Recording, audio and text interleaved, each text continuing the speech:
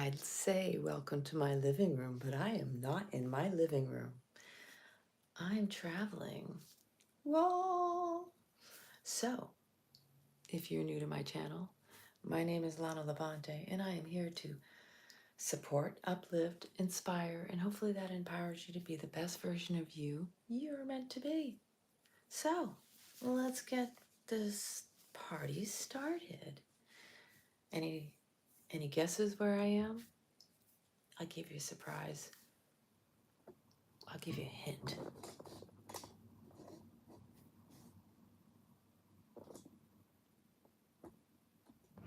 Could it be? I believe so. So, if you're here for the first time, let me know in the comments where you're tuning in from. And if you have any questions, go ahead and ask those too, because what the heck? I'm here for it. And I know I've got a whole lot of content, a lot of information to share, but I'm keeping it on the down low right now. I just felt really compelled to do a video tonight because I was having conversations around many different topics. And a lot of the past has been surfacing because I'm in Europe, of course. And having this return to familiar, yet this is unfamiliar territory too, because it's new, even though in some cases I've been here, I've done that, but it's me in a different form. It's me grown and evolved. A lot of times we don't stop to consider that we grow and we change over time, that when we return to old places, and even though it's the same face and the same body, it's a different person inside of it. Because see, life has all of these cycles. Life is full of changes. We're never the same person from one day to the next. Hello, beautiful Pamela. So good to see you. We change regularly. Change is the biggest, change is the most constant, reliable thing you can count on. Because change is ever evolving. Energy is constantly in motion. This is the waves of the ocean, and we are all drops in the ocean, yet we all make up the ocean. So like when we're going through life and we think, why is it my family doesn't look at me like a different person? I've changed. Well, because we typically don't even notice how much we change over the course of our lives, right? And yeah, and so especially because like so many of us, and I know Pamela, you can relate to this. Some of us have been working so hard to undo the past, in the sense of, it's not that we felt, well, I'm going to speak for myself as I always do, because that's all I know to do. Speak from my personal experience, because when people speak, you can always tell if it's coming from here or out there. And this is the topic of this talk is, do you know the source? Can you discern? Because source is within you, but most people are outsourcing. And when you don't go within, you go without. And if you're going out, then you're disconnected from source. When you're putting all of your power, all of your energy going outside of yourself, that's when you're most disconnected from yourself. And that's the name of the game. That is what this is what they're playing. The system is designed to take you out, literally take you out of yourself. We're not talking about take you out like death. We're talking about take you out of your body, because then they can infiltrate. They can fill you in with their information. And when they replace you with some other version of you, that's when the soul, this is the whole point. Literally, they're trying to steal your soul. Not this soul, The soul that you put on your piece of paper when you didn't do it voluntarily. You didn't even know. Your parents didn't even know. When they implemented the whole birth certificate game, that there's this play on the words, you're handing over your soul to whoever holds the piece of paper with your soul print. Like, you can't make up. This is the craziest freaking story. This is the greatest story that most people are living, and they don't realize that how it's playing out, literally playing out, because all the world's a stage. We are actors on the stage. We are playing our roles. They are playing their roles. We were indoctrinated. We were taught through the education system of their doctrine. They were taught through the education system of their doctrine. So we have different doctrines we didn't even realize. But see, our ancestors did. And so these so-called resets, reset, da, da, da. Hey, wait a minute, that's another song nobody's thought about. Is it Reset? Remember that song? It's from like, oh, who sings that song? Okay, let me know in the comments because you know what I'm talking about. Reset, da, da, da, da. It's like 80s, 90s, late 80s. Anyway, you know what I'm talking about. I know somebody out there will remember. But this is the programming. This isn't the first time they've tried to do it. If you've seen my previous videos, I've been talking about what has been pouring in. It's so from the moment we're born, told we're born of original sin by the one book that most people in humanity, most of humanity knows, the Bible. Bible, B-Y-B-A-A-L, by as in two, bull. I mean, we can play with that one all day long. And how many people are constantly regurgitating the stories? Where attention goes, energy flows. If you get enough people to focus on the worst case scenario and all of these stories, then you make it easier for them to manifest it, and they don't realize their power. But this is all through influence. They can't force you. They got to get you to voluntarily participate. So the storyline goes, in the beginning, they say in the Bible, Hi Shakti. In the beginning, they said there was the Word. But see, what they failed to remind you and to even say, this is where they tripped themselves up. And this is how you know the story is made up by man. In the beginning, there was the breath. Because you can't speak without breathing. You have to be breathed into the life. Spirit, prana, breath, life force. That is source. That is God's source. That is you.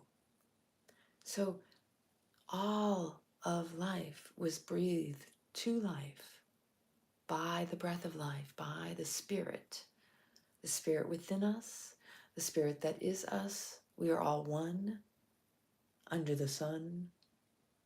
So the breath of life. And the thing about the books, and if you listen to my videos, because this is what has been coming through, pouring into me like the whole storyline, is that books were the first original technology. We didn't need books. We got Akashic records. We got each other. We got telepathy. We got gifts. But see, when they introduced the books gave you that opportunity to stop communicating and sharing lineage, sharing story, sharing ritual. Now, you're putting yourself in a book is no different than putting yourself in these technology devices. So the first technology was the books. Everybody thinks, and see, I love books too. Don't get me wrong. We want to believe that books have truth, and everything has truth in it. It's just an interpretation of the truth too. And we can swing on that pendulum too, because like I say, there's always at least two sides to every coin, every story. exactly. When I was researching, I got the message telling me I already got everything I need within me. I got that message a while back too. It drops in when you get to a certain level.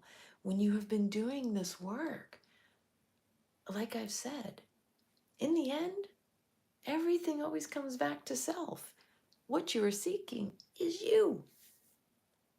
The whole story is that we're just one experiencing itself through one another. Like we're all one, but it's really one of us in all these different interpretations having this experience of ourselves. And life is about relationship. Like how I relate to you is how I see myself. The relationships that I have around me are a reflection of the relationship within me. If I can't have compassion for myself, what makes anybody think I can have compassion for another person?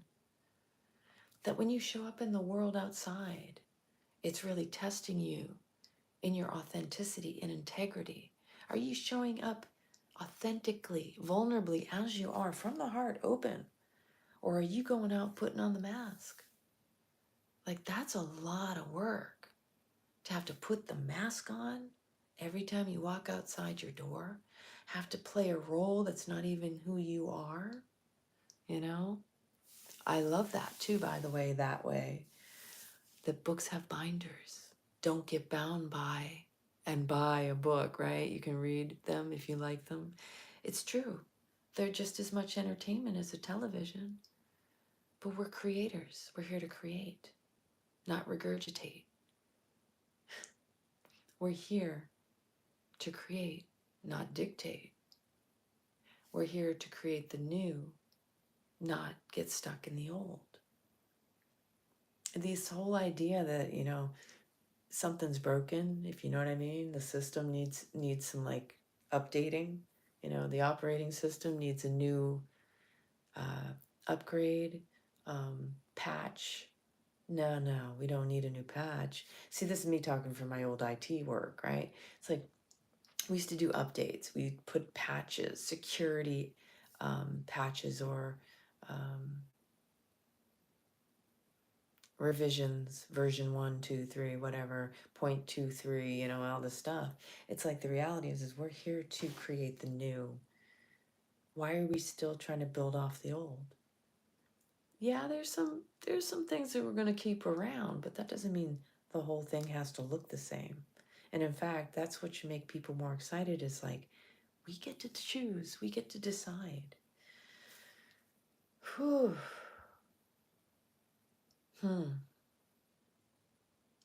Cycles of life. So when I started this, I was talking about how people don't necessarily like it when you start changing. And it may not feel like you're even changing because you're like, this is me. I'm just being me.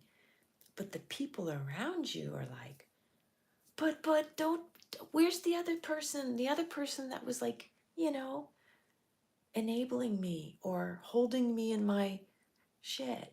You know what I mean? Like showing up to me the way I like them to show up to me. Like I've had this come to me a few times over the past few years where I'm over here just being me. Listen, I want everybody to be happy. I will celebrate you. But when you come to me and you tell me how I should be to be your friend or how I need to behave, I'm over here going, this doesn't feel authentic. It's definitely not open-hearted, because if you're telling me how I need to behave to make you feel good, that's you trying to control your external environment. It means you're trying to control me and dampen my authenticity. When someone tries to get you to act a certain way to make them feel comfortable, that's because they don't have emotional regulation. Their nervous system, they're saying they don't have the capacity to deal with you when you behave a certain way. It's like, then don't come my way. If you can't handle me the way I am, is that my fault? Really? I mean, that takes a lot of like deep soul searching, like look within yourself. If I'm open-hearted and I'm coming at you just authentically as I am, I'm telling you with an open heart, I love you. Whatever I say, you take it with a grain of salt. I'm not here to tell anybody what they should do. I sure as hell don't want to tell anybody what to do. I don't want to be responsible for that. Why would I tell someone what to do? That's not my role. And that is not my business. I have people who will ask for my advice or my feedback. And if they don't like it, I'm like, well, then why'd you ask? Why did you even come to me? See, don't ask for something you're not willing to receive. And definitely don't give anything that's not being received. This is the discernment page we're on right now. This is where we are in the world. That a lot of people can't handle the truth. And so what they're doing is they're turning it around. This is a narcissist trick, by the way, too. And for people who've been in narcissistic relationships, they tend to forget that they've been in them for so long that they tend to also mirror and take on those same behaviors. So I've been around some people, and I was in a narcissistic relationship for 2 years. It took me 2019 when I kicked him out. It took me up to this point, up to last year actually. It took me over 2 years to reclaim my mojo, to like really literally like get that energy off of me, cleanse and clear that shit. And it wasn't that I felt I was being the same. I wasn't being manipulative to people around me as a result of being in that relationship. Because one of the things when I was in that relationship was I was seeing it in action. And I was part of the Beyond Addiction program. So I was sitting here going, I am hearing exactly what you're doing and seeing it and hearing it. And I would watch him twist my words, and I'm like, I see what you did right there. You're twisting that shit around on me. And he'd just elevate his voice and go in the other room and go into this whole regressive childlike behavior. It was bizarre. And I was like, I'm not able to get through to this person because they don't want me to get through to them. This is their survival tactic. This is their behavior because the groove is so deep. And I don't know for 100% certainty that when you get to a certain level of narcissism, how long it takes to get out of it. And obviously that shit is deep because of the trauma, because they themselves were treated that way. You have to learn in order to behave a certain way. Bullies learn to bully because they've been bullied. Narcissism is no different. It's another form of bullying. It is literally gaslighting and twisting and like mental abuse. The narcissist that is mentally abusive, like telling you how you're crazy and telling you don't know what you're talking about, to the point where people start to question, do I know am I crazy? Is this person like, when you hear it enough, you don't even realize how it impacts you. Same thing with television. Listening to all this propaganda, all the bullshit that's out there. Narcissism, it's not that it's becoming an epidemic, it's being revealed. How many traumatized humans are out there just basically trying to get their needs met? I don't want to downplay or, like uplift the narcissist, but what it's revealing is all the necessary healing that needs to happen. Because the reality is a narcissist is simply an individual that feels like an animal backed up in a corner trying to get its needs met. Like it literally, a narcissist really believes they're under attack at all times, that they're being threatened, that they have to fight, that that their survival depends on it. Like that is a complete lifestyle of stress response, of being in the fight, flight, freeze, or fawn mode. That's chronic stress to the max. Now, I don't know if it's recoverable. We all have a certain level of it because of our traumas in our past. But when you look at someone, and I'm not saying you need to enable it, I'm not saying you need to like be around it. You have to discern, recognize, can I hold myself in this environment? Not everybody can do that. You can be aware of a narcissist and know that it's not healthy for you and you need to go. And vice versa, you might need to ask them to leave.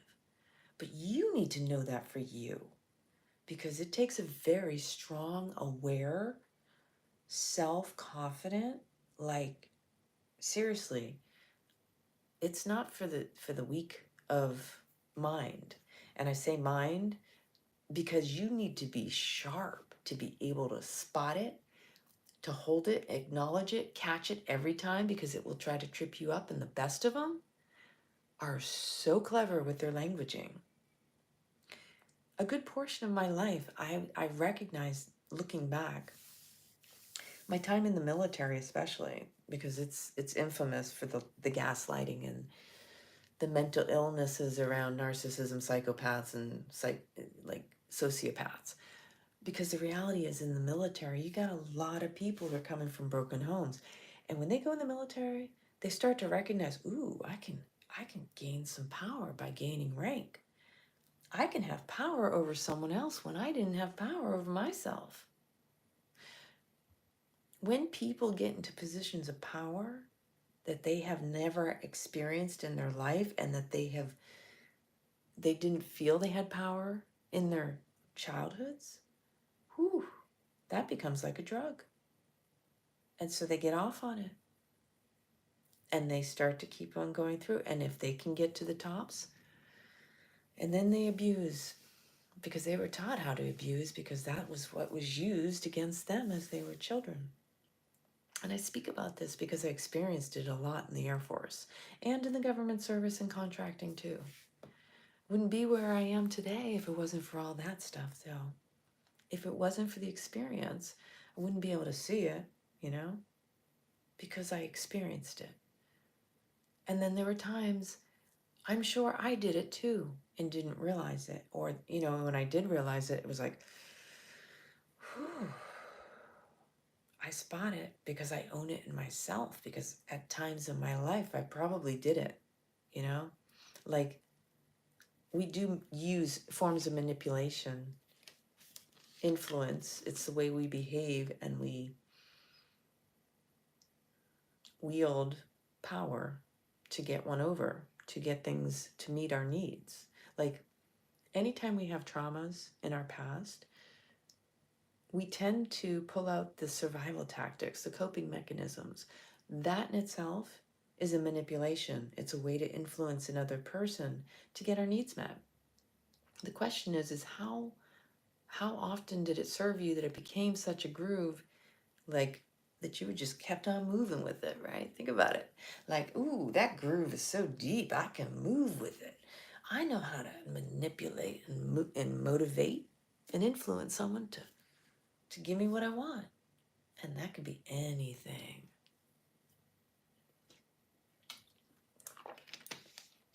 Man, woman, child. Watch children. Children are the best examples. Children are the best teachers of how to influence and wield your power over another. And I say children because they learn through testing. When we're kids, we see our parents, we want their attention, and when we don't get their attention, and I'm speaking for my inner child right now, because I remember. And that's why when I look at kids, I'm like, I see what you're doing. So, like, for example, throwing a temper tantrum, screaming up and down, throwing a temper tantrum, and somebody will eventually be like, okay, fine, I'm just going to give you something to pacify you. That worked once, okay, let me see. It'll work again. Throw the temper tantrum, throw the temper tantrum. And then people are like, okay, that's obnoxious. We really need to pacify this. And see, because the parent continues to do the same thing they've always done, that also deepens the groove in the child. And both of them are in a pattern, a trauma bond. Because the parent doesn't know another way, but isn't trying another way. This is the generational thing that we hand off. okay?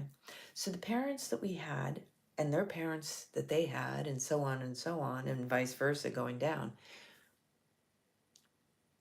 we do the best with what we have. And so our parents, they didn't come with a handbook. We didn't come with a handbook. They did the best they could based on what they learned from their parents, what worked, what didn't work, what they didn't want to do because it didn't work and they didn't like. And so the parents try things. And depending on the level of stress in their lives and their ability to also recalibrate and reset their own nervous system, see if you got a parent that's already traumatized and they have a weak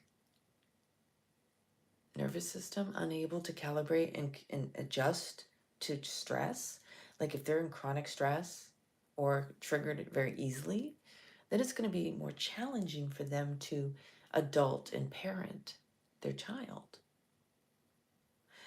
So the child is just navigating, hey, I want your attention, I need this, I need that, everything from a baby. Babies start crying. They're learning how to work through life and communicate. And if we're not working together and we keep missing each other, then all of these patterns evolve into adulthood.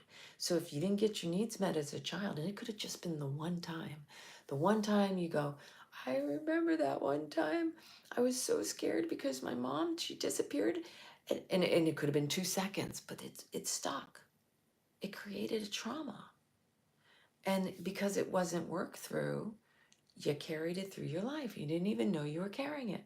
That's just a simple example, but there's so many different ones. But essentially, we're learning our coping mechanisms and survival skills in our formative years. So we're learning to manipulate our parents, not maniacally. We're not doing it because we're bad children. We're doing it because that's all we know is that works. We're testing the waters. We're learning through our parents and our peers. Then you go into school and we're doing it again at another level. Each level of our evolution and the cycles of our lives, we're learning to adjust and adapt. So if a temper tantrum worked at home, we may even try that with our friends. And then if it worked with our friends, we may become an adult and we start doing that shit at work. I mean, we are in a crazy world right now. So, I mean, you see what's going on out there, the way people are acting. You're seeing the lack of attention, the proper nurturing of these individuals, of humanity. Like, you know, think about the education system. The education system used to be, it takes a village to raise, it takes a village to raise a child. Meaning, back in my years, the neighbors, everybody knew you. These days, I mean, you barely know your neighbors. You used to know people. You left the doors unlocked. Your parents would be like, yeah, so I heard you were with so-and-so over in such and such. So it's like there was a communication established. There was a networking. Whereas so much as that is lost in this day and age. Before the government got involved in our education system, there were schoolhouses. The education system was handled by the community. That's the way it used to be. That's the way it should be. It was never supposed to be in the hands of the government. And so that's why you have such an outburst right now, because people have forgotten the way that we established. We had an establishment that worked. But see, there were so many of those movements that were divisive to get the parents out of the home. So they took the fathers out of the home and then the mothers. Because then let's get a 2-person income. Now we can double up on those IRS claims, which all of a sudden, you know, let's go back to the fact that, first off, taxes are voluntary. I don't care what country you live in, it's all the same system. If you have a tax code or a fiscal code or a social security number, that is basically essentially your prison number. That's your docking number. That's the number they use to trade us on the stock market as cattle and chattel. We are the commodity. It's not the money, it's us. And right now, what you're seeing on the world stage is seeing the source of it. If you pay attention enough, you can actually figure it out. I don't even need to tell you. And I'm not even going to tell you. You know why? Because it's in front of your face. If you're willing to see it, you'll see it. If not, I'm not here to point it out to you. I'm not here to fix the world. I'm here to make it a better place. There's a big difference. It's not to say anything's broken. That's the biggest travesty right there, is just thinking, you know, like when I first started working on myself, when I first lost my job in Naples and I went back to the US, it was like, oh shit, there's some shit in my life I need to clean up. And back in those days, I'm thinking, I'm healing myself. No, I'm just getting right. I'm doing right by me. I'm reclaiming me. I'm going to the source, not outsourcing, because I'm resourceful. Meaning, this is the fountain of youth. This is the inner wellspring, is within me, not out there. I don't need to turn on the television to be informed. I am the form. Get that? In the form, I am form. If I outsource, I'm giving them my power. That's what they want. That's what they need. They're not original. Their script is like so outdated. It's predictable. So are we, though. We're just as predictable too. Why do you think there are resets? They have to have a reset because they already know what we're going to do if we're allowed to. But see, that's the funny part. They're making and giving the impression that we have to get permission from them to do what we need to do. The reality is people are waking up to the fact that you're not the boss of me. Fuck this shit. And I don't know about anybody else, but that's becoming a very common theme for me. You know? Fuck off. You know that fuckery? Take that elsewhere. It's not my shit. Stay in your lane. You're not invited to my lane. You're not invited to my party. It's okay to discern. When we say we're all in this together, I don't think so. Because there are people who are choosing to go walk another path, and that's up to them. I'm not here to force you to do what I'm doing. I'm not here to force anybody who doesn't need to be doing what I'm doing.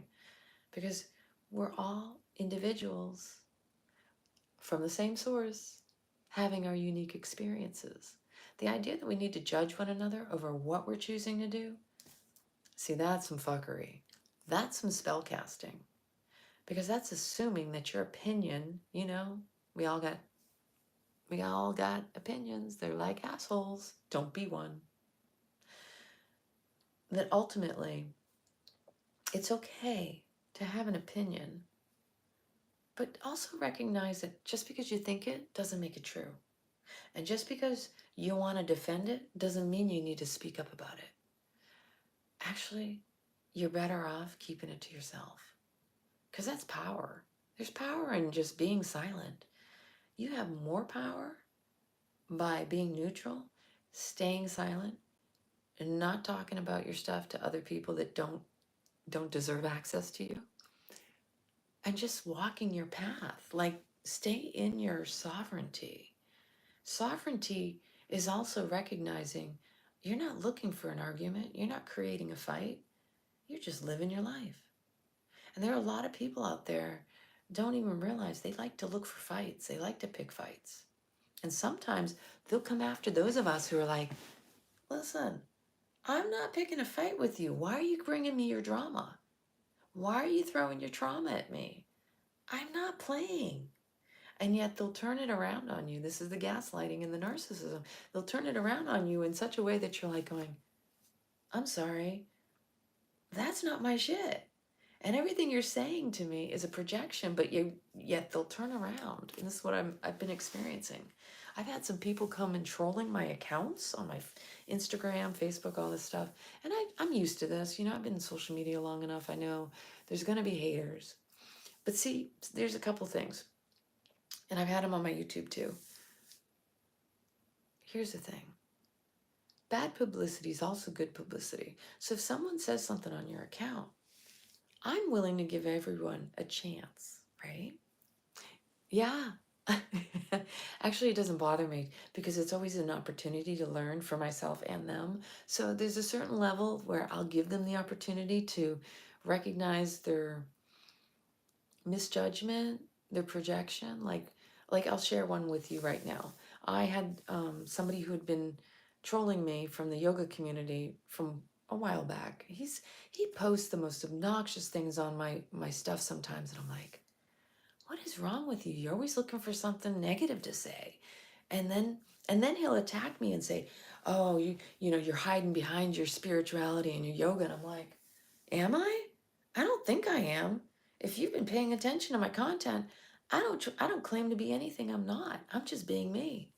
I don't say I'm vegan. I don't turn around and play that game around. I'm all spiritual and all this stuff.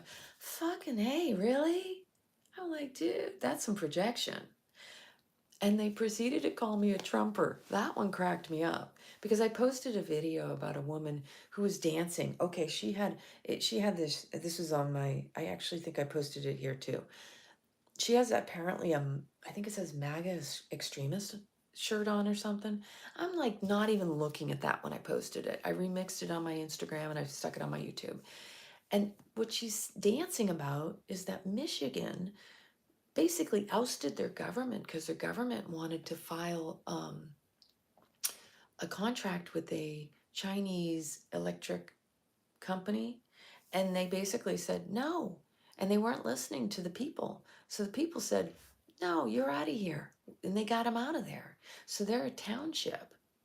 And they hired someone. I know, right? I'm like, if voting worked, it'd be illegal. Are you kidding me? I don't take sides. I said this to the person. I said, I'm sorry, you've got the wrong person here. I said, because he goes, oh, I had a figure, should have known you were one of the you know, doing his bullshit. I said, I'm sorry, you totally misjudged me. That's completely off. That's not who I am. And then he proceeds to try to tell me I'm wrong about what he's saying, that I'm wrong about myself. That's the part that always cracks me up. And then he proceeded to turn it around, try to say I was projecting on him for being the narcissist, gaslighting me with his bullshit. I'm like, oh yeah, you keep on with your bad self. And I gave him another chance. And then at this certain point, I was like, oh, this isn't, because every time he'd show up on my feed and my comments, he's like, just twisting it. And I said, I see what you're doing there. What do you do? Why are you even following me? Like, you're looking for something to tear me down because that's the only way you know how to lift yourself up. And then he said something like about hiding behind the yoga and the spirituality and wellness. And I'm like, okay, that's it. I'm blocking him because I'm done. I don't need to explain myself. And I wasn't explaining myself. I was just trying to point out the fact that he's wrong about me. I said, dude, I'm not a Trumper. I don't pick sides. I said, if voting didn't work, it would be illegal. Like, get it? Are you kidding me? And then he continued to go on and tell me I was wrong about myself. And I'm like, those are narcissists. The people that turn around don't want to hear what you have to say about yourself, but tell you about yourself. That's a person who can't see past their own shit. Those are the people, they want to be right about everything. They don't necessarily want to be happy. It's crazy. So the reason I'm talking the way I am, apparently I'm dehydrated, thirsty. And over the past couple of weeks, I kind of lost my voice a little bit because I was in a training. Oh my gosh, I really need a massage. My digestion is a little bit off because it does that when I travel too. And sometimes I'm not sure if I got some food contamination. But I've been eating well. I mean, I've been just fasting when I need to. So, with that last story said, it was just another example where I give everybody a chance. Why? Because I think everybody deserves a chance to a certain degree. But these days, it's so easy that people weed themselves out of your life so easily. And unfortunately, some of us are just really like losing people out of our lives because people aren't wanting to stay with us at our level. They want to pull us down to where they are to try to, because, okay, so this is what's going on. And I know a lot of you are experiencing this because Hey, I've been going through the shedding all my life. When I call it shedding, I mean it in the sense of like people literally dropping like flies out of my life because I'm always growing and evolving. And so I'll get to a certain level and the people around me are like, no, you need to stay at my level because if you go up there, I can't keep up and it means I gotta like do the work. And I'm like, I'm sorry, I'm not here to enable you in your shit. I wouldn't be a friend. I wouldn't be who I am. I'm sorry, have you met me? Have you met me? My friends, my family, have you met me?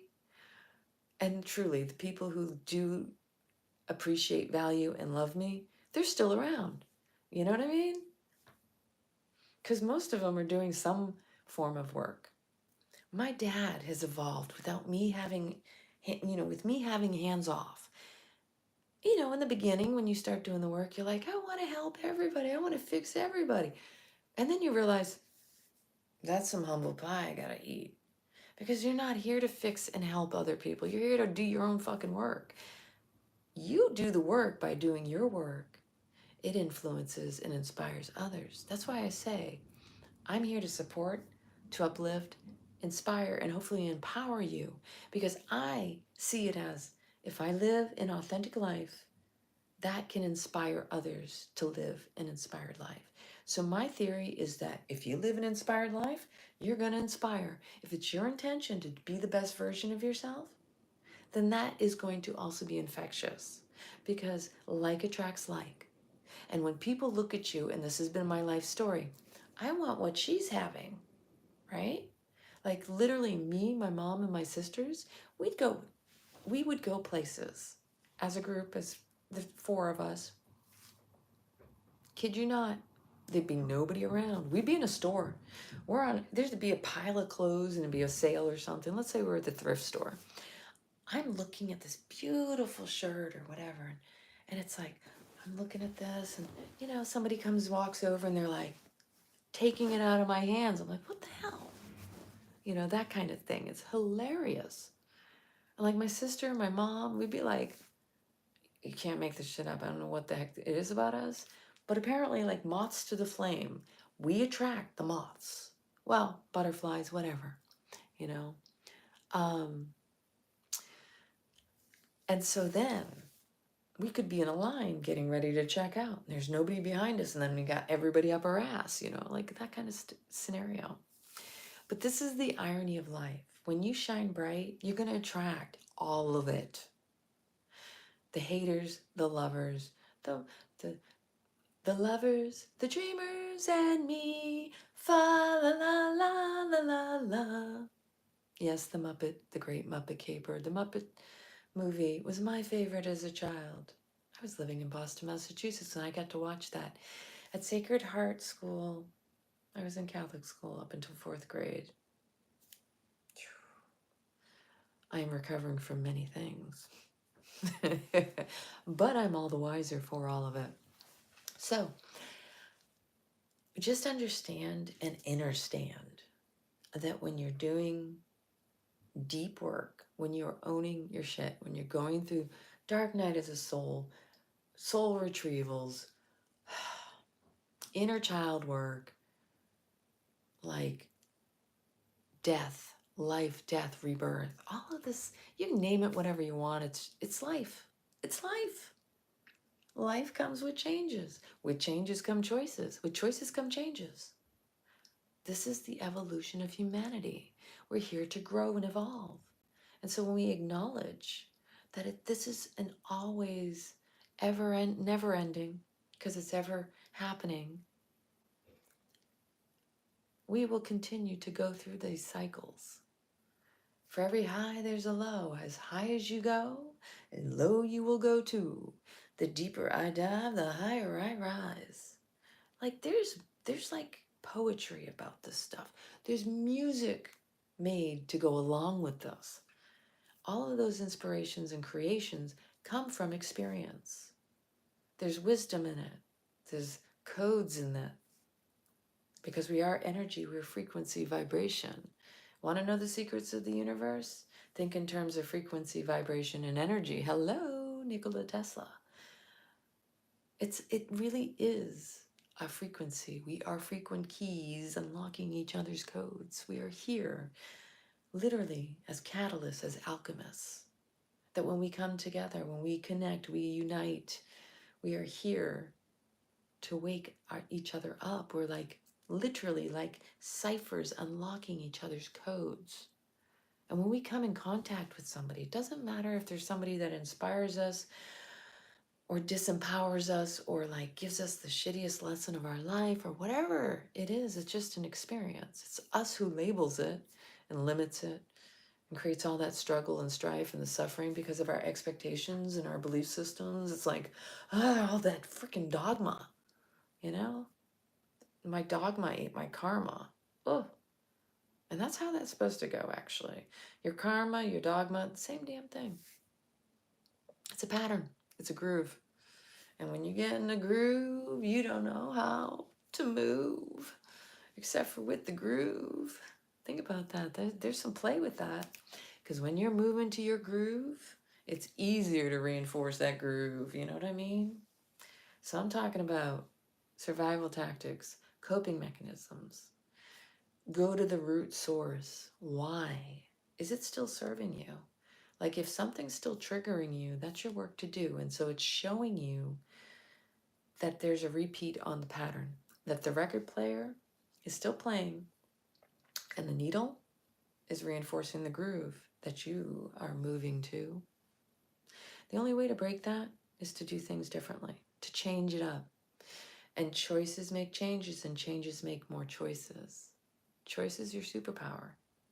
The more you become mindful in awareness of your grooves, of your, patterns of behavior, the things you continually go to. And again, I'm going to say, doing something over and over again and expecting the same result or different result, like repeating the pattern is a definition of insanity. It is also the definition of karma, because karma is a pattern that you cannot get out of. It is the deep groove. That is karma, the samskara.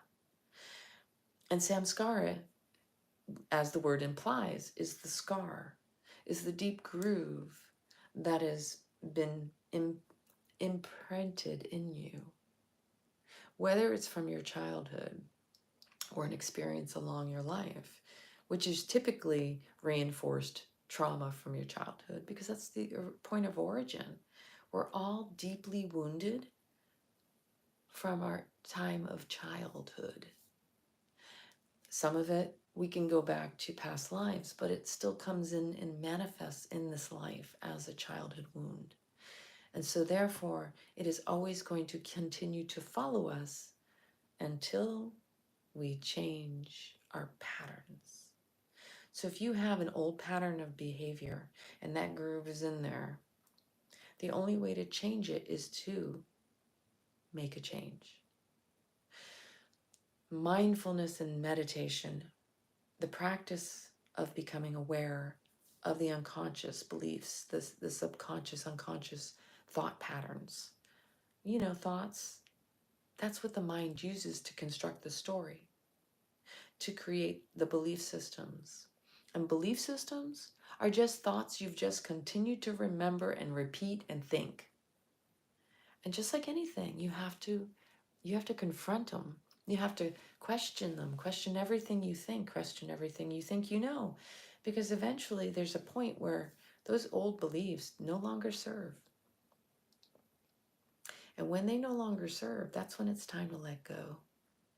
Guess what? That's like death. And that's the grieving process we often go through when we have changes in our lives and we're changing the patterns. It's like, I'm getting up at a different time in the morning. I'm going to miss that time in the bed and the sleeping, blah, blah, blah. Whatever the story, whatever the pattern, whatever you're changing, you have to give yourself permission to grieve it, but don't live there, to also celebrate it because it served you to a point. Like give it its own little ritual, its own little celebration. Like throw it a little party if you have to. But also recognize it takes at least 40 days to create a new habit, a new routine. And that's a lot better than staying stuck in the, I don't know why this keeps happening to me. It's like, dude, can I just bring the mirror over to you? Let's look at that pattern. Let's look at that pattern. You want everyone else to treat you differently, but yet you're the only one doing this. You're doing the same thing and expecting them to treat you differently. What if you change something up? That would mean they'd have to change something up. And by you changing, they by default have to kind of like, they'll get tripped up too, because they're going to expect you to do the same thing.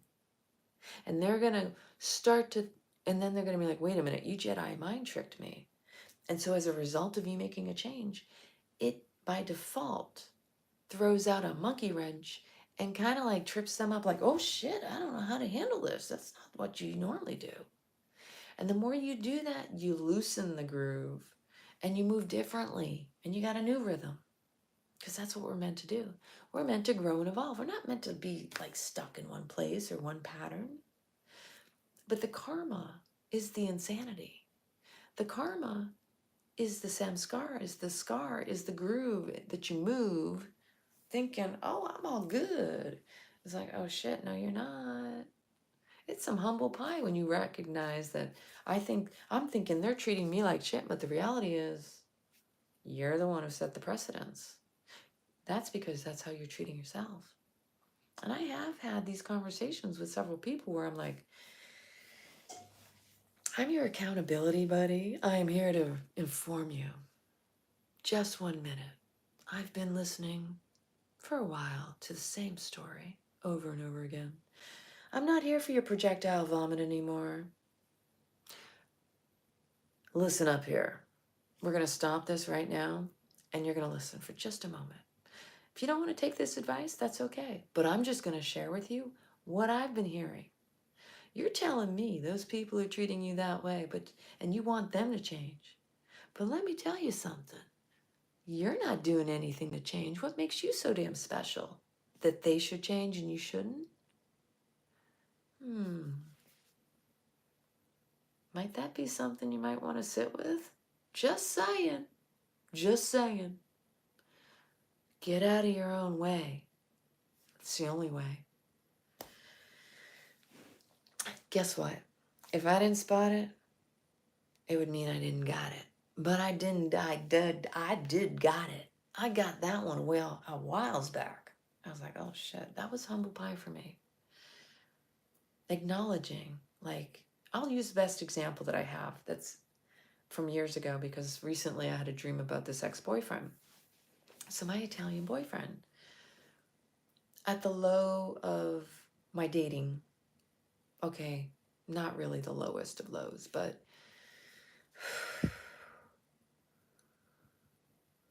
whew. First off, number one, never been into drugs. I had a security clearance. So even being around that stuff, I wasn't gonna, no. I was very protective about my professional life. But see, funny thing is, alcohol is not considered a drug. I'm not saying this for myself. I'm saying this in the sense that, you know, the social environment around professionals and with security clearances, those people got a lot of drinking problems. I'm just going to say that one right now because I was around a lot of that.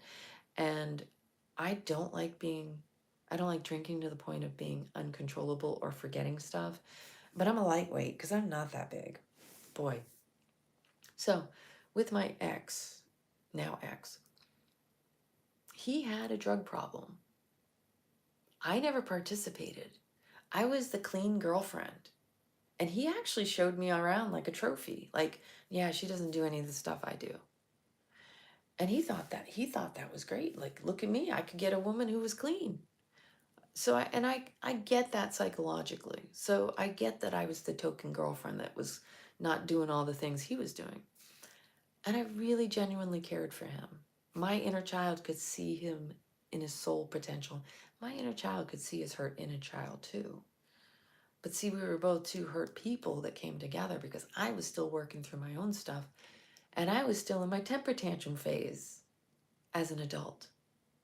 So with that said, when he would do the things that made me upset because I didn't like the way he behaved, I would like be like, you know, with my friends going, did you see what he's doing? I have to go home with this tonight. This is like unnecessary. Like it just, and in my mind, I'm trying to rationalize, you've got a beautiful woman. Why would you go and do these abusive things to yourself? You know? So like but at the same time, here I was acting like what he did was hurting me. Do you get that one? Acting like it affected me. It affected me because I let it affect me. I gave it power. And I actually had Italian friends that would say, Lana, just be happy. Now, when you hear that in that space, in that mindset, you think, well, who the hell are you? Did you not see what he did to me? You see the way he's treating me? How can I be happy about that?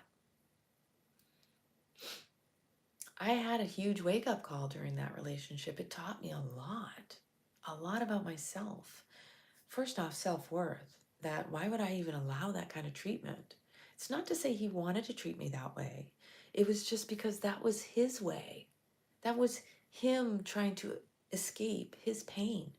And so hurt people hurt people. It's not intentional that hurt people are trying to hurt people. It's just a fallout. And so my being with him was my own fallout of my own self-abuse. That I didn't know my worth, that I would even be in it. And again, this is not against him. It's to recognize that if you're in an abusive relationship, that typically means you don't believe you're worth more than that. And I'd never been in that type of relationship before. What ended up ensuing and was right in my face is I was playing out the roles of my parents. I became my mother, and he was my father reacting to my mother. Because I started acting out like my mother. Because see, my parents would yell and scream and point fingers, and I used to think that was passion. I thought that that was love because they cared about each other, when in reality they were just two hurt people too. So I went back to the United States, and then I was with my dad and his wife. And my parents had been long separated, married other people at that point. This was in 2008. And then I saw my dad with his wife. And there was a moment where I saw, oh shit, I'm playing out my parents with Claudio. I saw it because I saw it with my dad and his wife. And then it gave me the flashback of my mom and him. And I was like, holy shit, this needs to change. I made a conscious effort to like seek out, and I don't want to say destroy, but eliminate that behavior and that pattern in myself, because that wasn't me. That was me taking on their story and reliving it because of my visualization of witnessing it, thinking that was okay. Like I unconsciously had stored that away as if that was love, that was passion. That's what you do when you love someone, is you get angry, you yell, you scream. You don't let anybody get over you. It's all about who has the last word. Has anybody out there experienced this? I don't see myself as special in this. So I know I'm not alone. So in 2008, I'm like, shit. I guess if you want to say dark night of the soul, me losing my job and being blacklisted, and then also being in a toxic relationship, yeah, everything was fucking crashing down back then. And that was actually 2007, 2008. It was like the end of 7, beginning of 8. And then I went back to the States and I did Date with Destiny with Anthony Robbins. That was my big, I'm on the fast track. And the funny part is, at the end of that, that's when I met all those people who were like, what are you doing next? Hey, when did you do UPW? I'm like, I didn't do UPW. I knew I needed this. And they're like, but you're supposed to do UPW first. I'm like, I didn't know there were rules. I'm like, listen, I knew what I needed. And when I know what I need, I'm on it.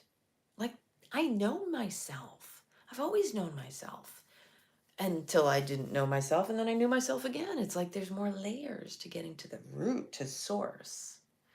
Going back to the source. Always going back to the source, which is the topic of this whole video. And so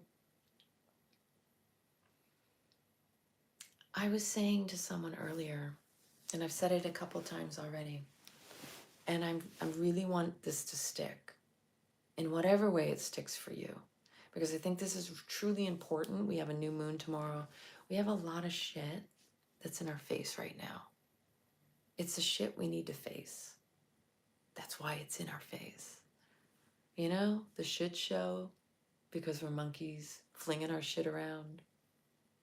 And our shit shows. It's out on public display in the world. So anything that stands out for you is really, truly what you're meant to do, to work on in yourself. Not necessarily be the vigilante out there in the world. There's a place, there's a time, there's a role. Some people are meant to be participating in certain aspects of what's going on out there. And others, we're here to pave the way and give others permission by doing it ourselves. Like, I'm on the path of exiting the system that has been infiltrating the original structure that we came in here for. We're humans that should not be paying to live on this planet. Carbon credits? Come on, really? Climate change? Are you fucking kidding me? All of this is new, and it's all marketing. It's all marketing. It's really piss poor marketing. It's like this idea of you need to go electric. I'm sorry. Do you really think you're going to be able to sustain the grid to give power to those cars? That you mined all those resources that technically that in itself is not even ecological. I mean, I've said this already, and I'm over here going, does anybody see the insanity in this mess? Because that's some fucked up shit. Trying to guilt you into buying something that's actually the opposite of what they're promoting. There's nothing sustainable about it. And the other thing is, I was talking to my dad, I'm like, you know, I've never asked this question. You think that it's supposedly cheaper, you pay more, resources that are non-renewable supposedly that go into the making of those vehicles. And it's like, can I ask this question? Would anybody be able to answer this? Yeah, the cost of gas, the cost of electricity, because you still got to power that shit, unless you're buying one of the solar ones or the ones that self-regenerate, which do exist, by the way, but you still have to drive them so long to actually to make sense of and to equalize the resources that went into making the vehicle and the batteries that who knows how long they'll last, because they all have a lifespan. They're not, you know, infinite batteries. God bless, you know. We got Aether, but we're not working on that one yet, are we? Because they stole that concept. So to charge a car, that costs money too. So where are you saving? I'm over here going, so you traded gas for electric bills. And actually, back in the day, we traded burning wood and coal for gasoline and they call it fossil fuels, but it's not fossil fuels, by the way. Archaeologists have already debunked that bullshit myth. But it's like we went from, actually, I don't even think we had, I think we originally had a source, but that's a whole, yeah, they just don't want us to know source. Again, do you know the source? We are the source. That's what it's all going to end up being, is we are the source, because it all comes from within. And that's where we're waking back up to our gifts. Because from the moment you're born, they're already sticking shit in you to prime you so they can fill you in with the indoctrination. Educate you so you're disconnected from yourself. Because the more disconnected from yourself you are, the more disconnected you are from one another. And if you're disconnected from one another, it's easier to divide you even further. Hence where we're at right now, right? Let's put some more labels out there, put some more limitations. Let's separate you, divide you a little bit deeper. Let's go based off the color of your skin, like a religion, which is all bullshit too. Ra legion, you know, the sun legion, the There's another one that I just heard the other day. I was like, oh, that's a good one too, but I don't remember what it is. Yeah. Yeah, I love that you said that, Pamela. We are now returning to our regularly scheduled broadcast. Because that's the truth of the matter, right? Yeah. And all of it, exactly. The idea that when you separate us, people are fragmented already because they're disconnected from self. We want wholeness. Wholeness within creates wholeness around and no lack. See, the lack comes from the fragmentation that you're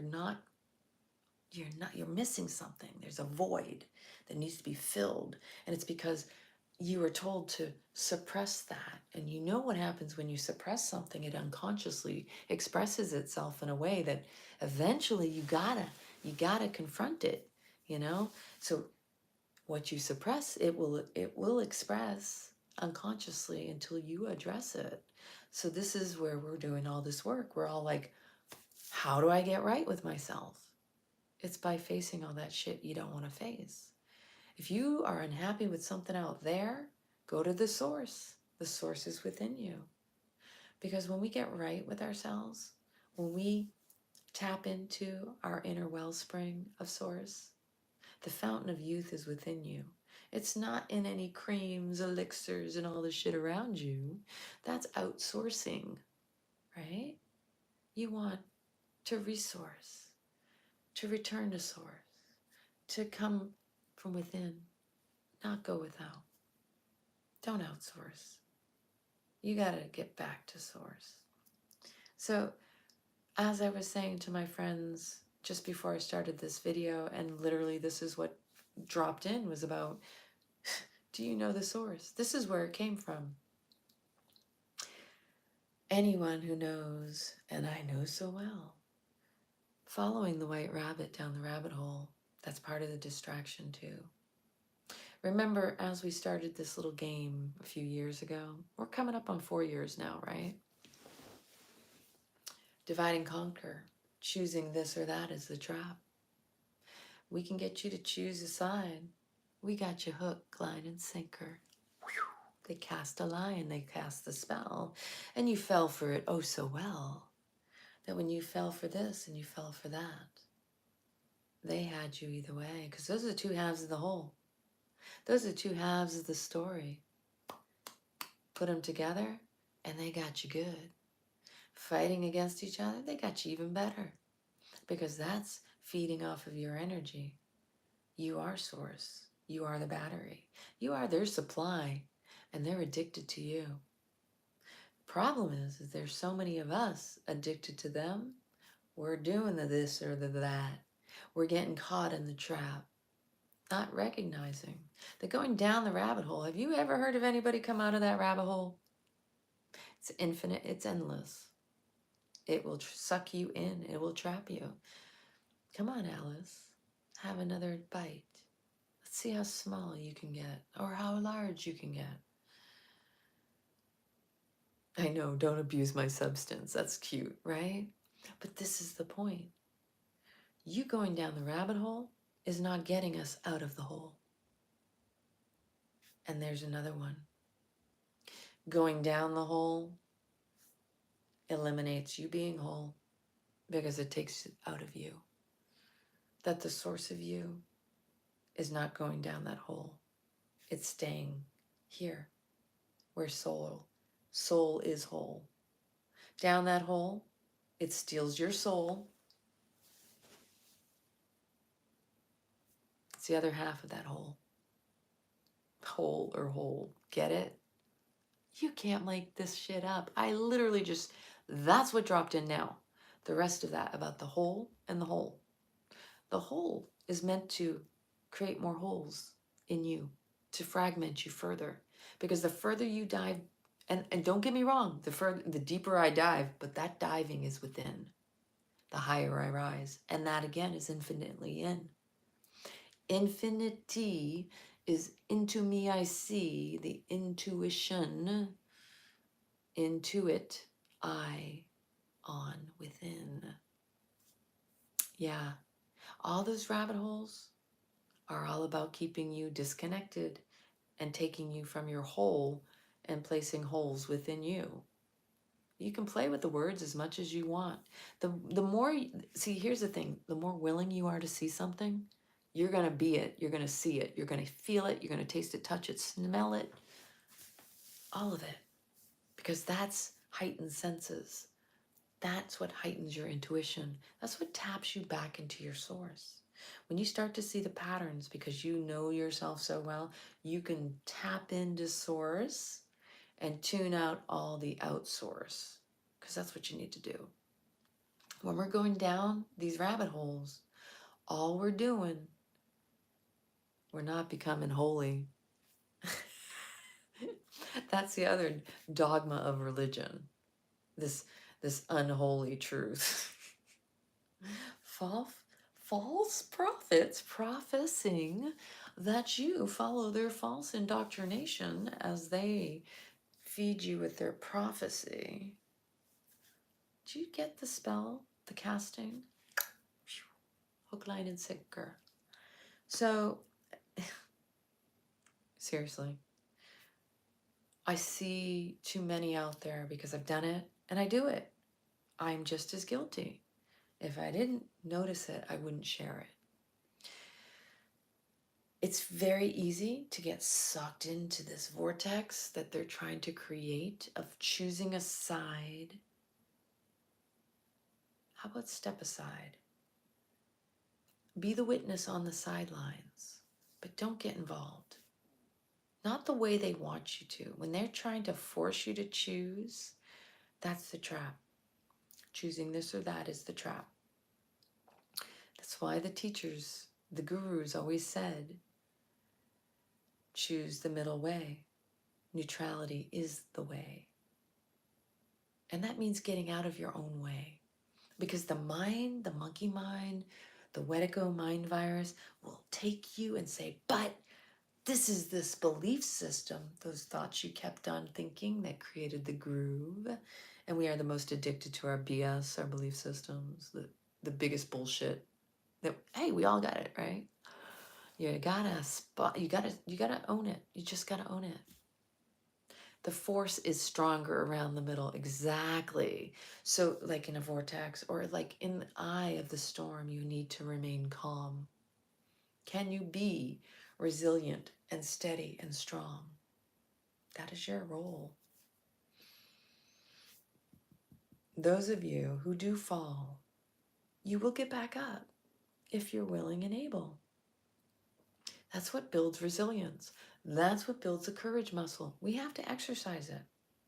Because if we're not exercising it, how are we supposed to expand and build upon it? So that creates the muscles. Hey, I'm still able to do my pull-ups. I'm happy about that. So, and hey, how are you doing, Hugh?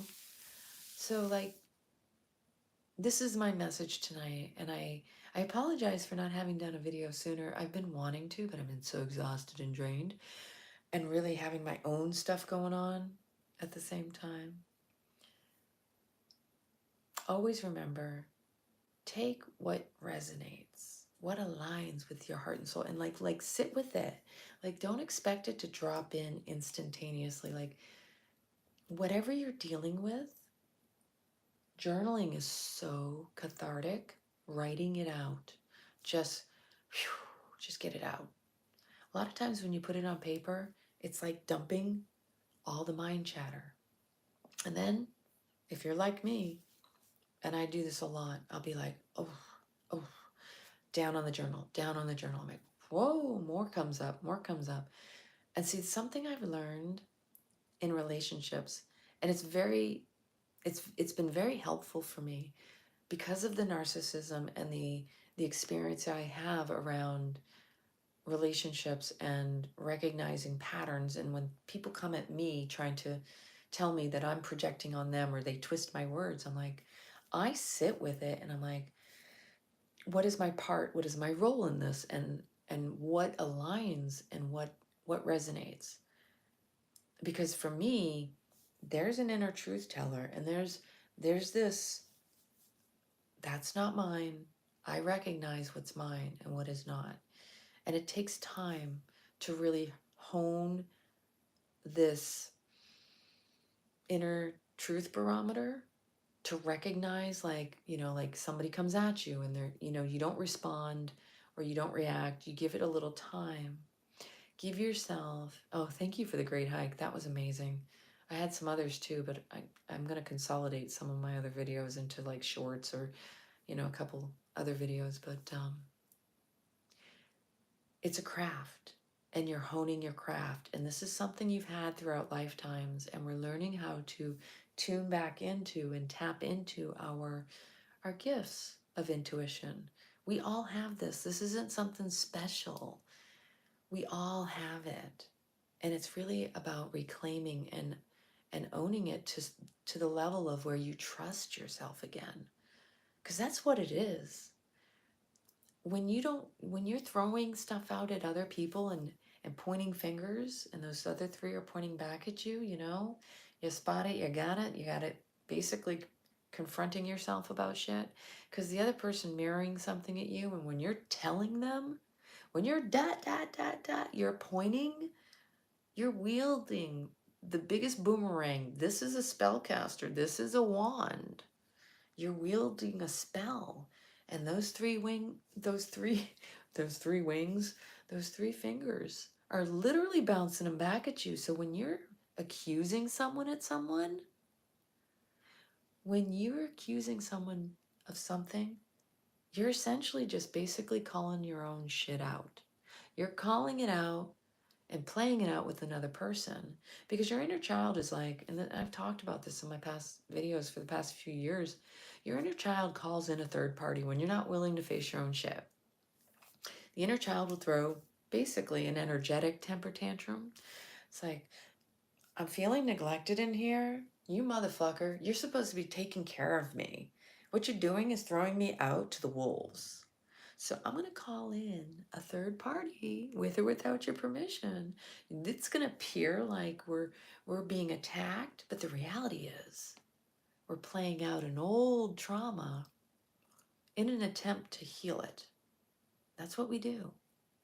So when we get triggered, it's just the trauma trying to come up at you in your face and say, hey, this is still ruling the roost. This is still running the show. This is your driver, and you're blindly being led by it. So when the inner child calls in that third party, it's like, watch this. And then there you are, pointing a finger, playing the victim, because that's what that is. And essentially, you're bouncing it off that person, just like a boomerang. You got 3 fingers pointing back. Fuck. That's your past coming back to haunt you. Holy shit. When am I doing it right now? Past, present, future. Oh shit, I'm capable of doing this again. If you really sit with it, yeah, I am a goof in this way, that this is how I relate it. I can create a story around anything. But is it an empowering story or is it a disempowering story? That's the key. The awareness of your mind and how it plays these little tricks in these games is key. Yeah, I'm not allowed in the chat either. I see this as an opportunity to focus on myself. That's a good one. Being late to the party, hey, at least you're showing up. Because give yourself a pat in the back if you're still here, because you're making it. Every day is a win. Like, dude, I got through the worst of it. I'm still here. And even if you look back through your life, I guarantee, and I know for myself, after my life, you can't make up my life. I'm serious. And I don't want to say this in the story that I'm casting a spell, but basically you have to be careful about the words you wield because they are spell casting. In my past, I have been a sacrificial lamb in cases where having the experience has been my biggest teacher to really feel that shit and that pain so that I don't inflict it on another person. I would never want what's happened to me in my past to happen to another person because it really fucking sucked. To get blacklisted, to be told you're the cause of hate and discontent when you know full well that was a scapegoat tactic in a toxic government, military, contractor situation. I can see it for what it is. I know, because I know myself, that I was always going above and beyond. But I also recognize that I threatened people who weren't in their integrity because I was in my integrity. I made it look easy because I was authentically me and I wasn't trying to be anything but me. And, you know, in my past, yeah, there were times I was like, I didn't hold back. I wasn't exactly the most graceful with my words, which is why I can have a little humor in this life, in the second life, third life. I'm a cat of many lives. So I came in as a Leo. I'm like, where are we going next? Meow. You know, am I going to purr or am I going to growl? It's literally my life. And so I was sharing with another friend who's also prior military, and he was sharing some of his stories, and I was like, dang. But I get it, you know, and like a lot of people wouldn't believe these stories because the problem is in those environments, they're so toxic. They attack your character because they don't have character. Think about that. People come after you and attack your character. They're just showing you they have no good, their character. They're showing you their character, their lack of integrity. They're showing you who they are. And even if you're somebody who is in your right and you're just, but you're still coming from the pain point, and I'll use myself as an example once again, I was mad as hell when I lost my job. I wanted justice because it was so unjust. It was so wrong that I was the one being attacked by the Navy sailor. He was threatening me. I never threatened him. He was standing over me. He was pointing a finger at me, telling me I needed to watch myself, that I should be careful because he wanted to come after me. He was threatening me in front of plenty of witnesses who didn't want to get involved because they were afraid of losing their jobs. That's how toxic that environment was. But when the Navy chief, who was still new to the environment, walked in, he saw that it was the lack of military bearing, but I don't know what happened behind those closed doors that he didn't turn around and try to validate and justify his behavior towards me. There was never any justification when I was in the military. A lack of military bearing, losing your temper and going off on someone, that was grounds for an Article 15. That was grounds for sometimes even being terminated with the discharge, with dishonorable discharge. But see, from what I witnessed in the Navy, boys, they take care of each other. Not in the right way either. Like that was the worst mentorship I ever witnessed. And that's why some of them were popping positive on cocaine. They literally brought one of the guys back to Naples, Italy, because he had already PCS, but he had posted positive for cocaine. And he was one of the people in my office that was standing right behind that same sailor who was going off on me. But that Navy chief came in, told him to stop, to go with him. And then I later on that day am told that I was the cause of hate and discontent in the office. I had a medical condition. I didn't want to say it was disability. I didn't want to say short term. I was afraid to say disabled because I was afraid I'd lose my job. What kind of mindset fuckery was that on me?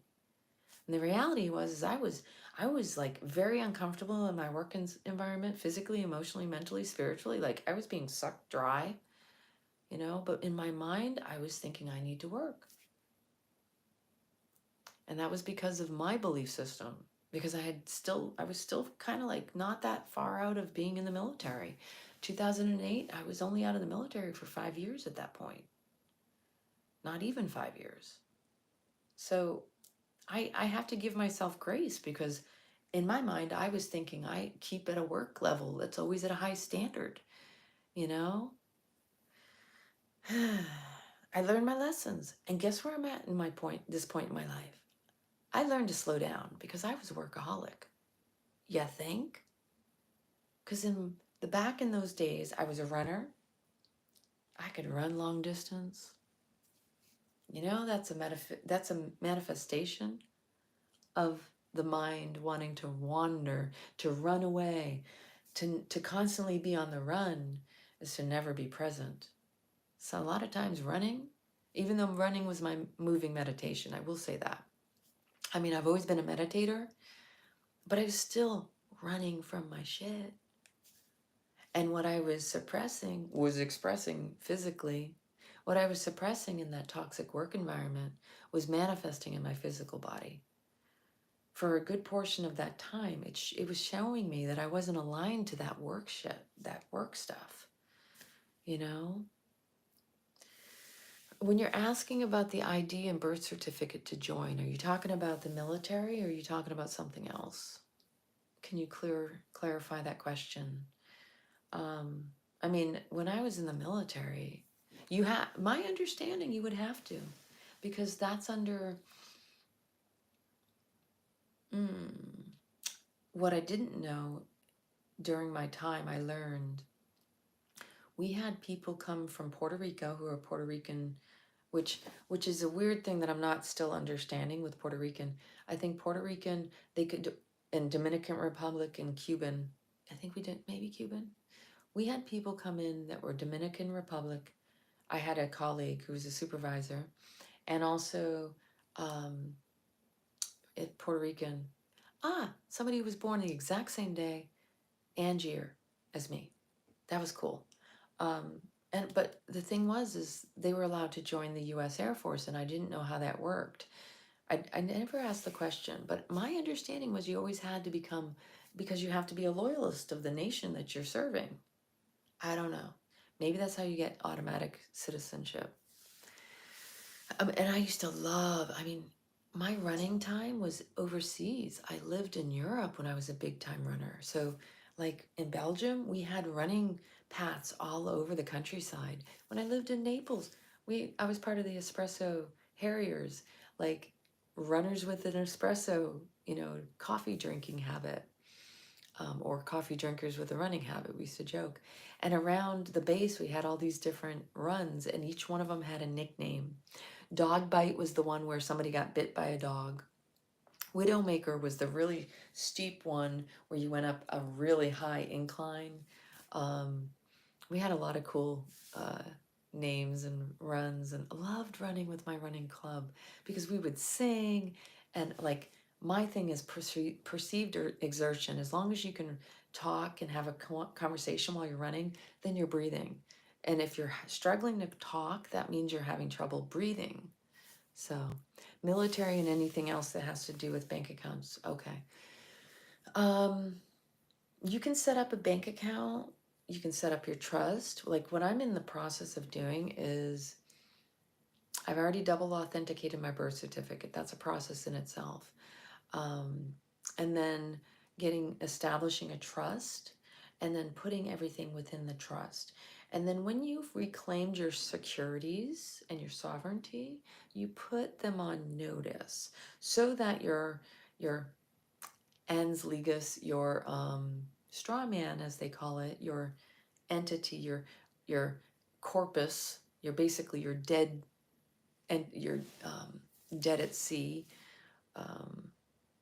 the social security number, your all caps name, you put them on notice. And that's how you start collecting and creating credit. Because then you start collecting money for every time they violate and utilize it on the stock market. Anytime they use it as the bond, they take money out of the trust that they were entrusted to, because we didn't know we were supposed to claim it when we turned 18. So I know you may have heard some people try to use it to the social security number, which is linked to a bank account trust.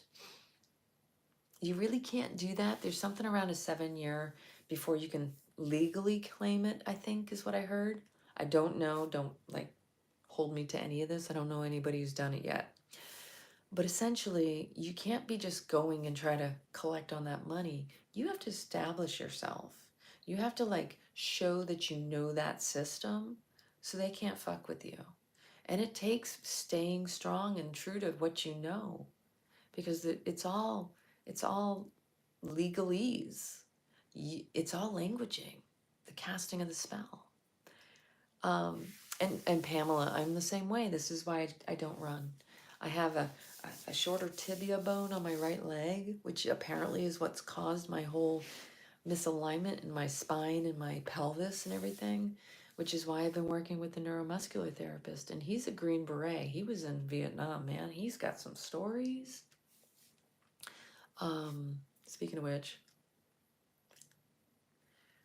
so, you know, these are the things in life that we have to be in awareness for ourselves.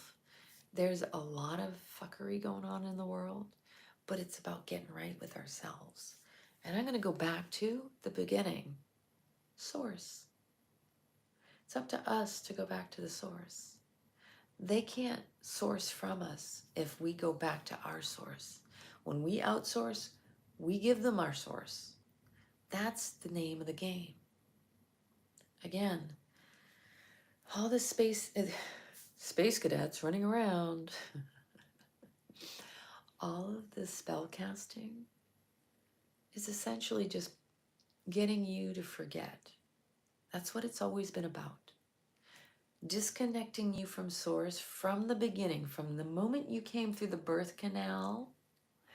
The doctor tendered your birthing document, your birthing certificate, took your soul imprint and gave it to the Vatican or the UN or whoever the hell owns those whatevers. But seriously, this is learning the rules of the game. Because when you know the rules of the game, you can create your own rules too. You learn to play within the system and then also recognize you can exit it and create your own. This is why I'm creating a private ministerial membership association, a PMA, because that's what I was always meant to do. This is why I didn't start a business sooner, because you want to protect yourself, place everything in a trust. And when you get the trust number, which is an EIN number, which is no different than a social security number, except for it's protected. I'm not talking about going and hiring a trust attorney either. You need to do this for yourself. All of this is about getting strong. Again, tapping into thyself, getting back to source, trusting in yourself, because this takes trust and accountability. This takes you stepping into that personal accountability and taking personal responsibility for you. In this other system that we've been indoctrinated into, we've been handing it over unknowingly. We didn't know. Now, when you know better, you can do better. You know, when you know, you know. You don't know until you know. And when you know, you're going to know. So just taking all that back, they start to lose their power. It's like the light's going to start flickering out. Eventually, it's going to go out. But the only way it's going to go out is when we individually and collectively exit stage left. Because again, all the world's a stage. Even in the military, we call it theater. The battle theater. Battleship. I think I was saying, did I say it in my video the other day when I was hiking? Talking about the fact that this is basically a game of Battleship, like them stealing and putting like they're using us like pawns in their board game, trying to claim all of these lands. It's not their land. It's nobody's land. It's actually absurd. This whole, oh, I gotta hoard, this is mine. It's mine. It's my precious. It's sick. It's freaking sick as shit. But anyway, oh, look at that. It's kind of late here. I really enjoyed sharing with you the latest download, but I have to bid you adieu because it's time for my nights, my bedtime. I'm staying in a beautiful residence here in Valencia, Spain, España, exploring new territories. Tomorrow I have to get some shoes fixed. I should be able to find a cobbler that's rather cheap, but very well an artisan in his craft. So thank you for joining. I hope you have an amazing, blessed rest of your Sunday. So much love to you. Seriously, truly. Go back to source. The source of all that is within you. The fountain of youth. Don't outsource. That's what takes you out of source. So much love.